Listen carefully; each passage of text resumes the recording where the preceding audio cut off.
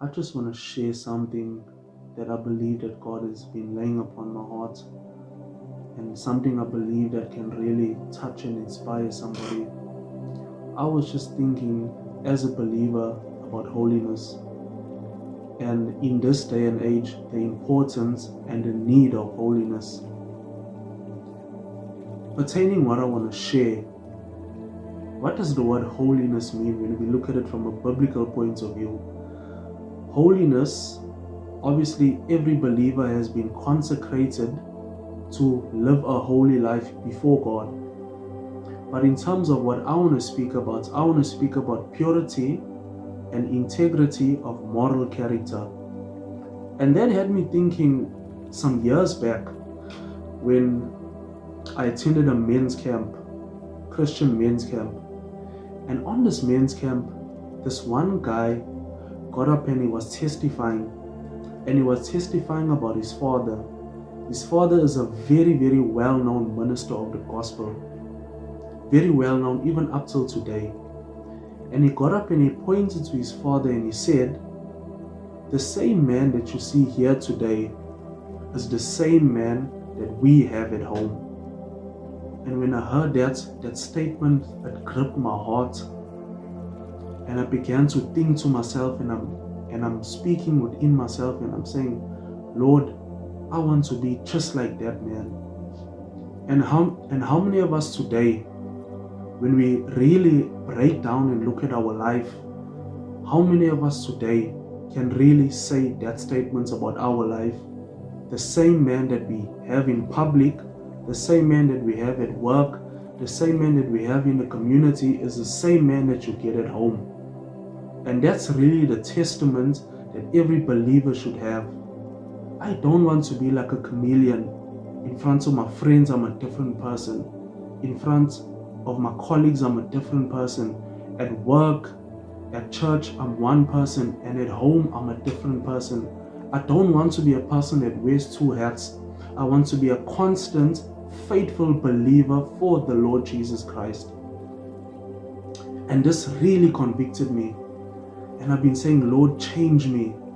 Lord, when I look at my life, there's certainly aspects of my own personal life that are double standard. And I don't want to live that life. I want my wife, I want my kids, I want my family to speak the same of me. The same man that we have here at home is the same man that, yes, you're getting in church as well. And the importance of seeking and pursuing holiness and righteousness. When we look at the word holiness in the book of Hebrews, Hebrews says that without holiness, no man will see God.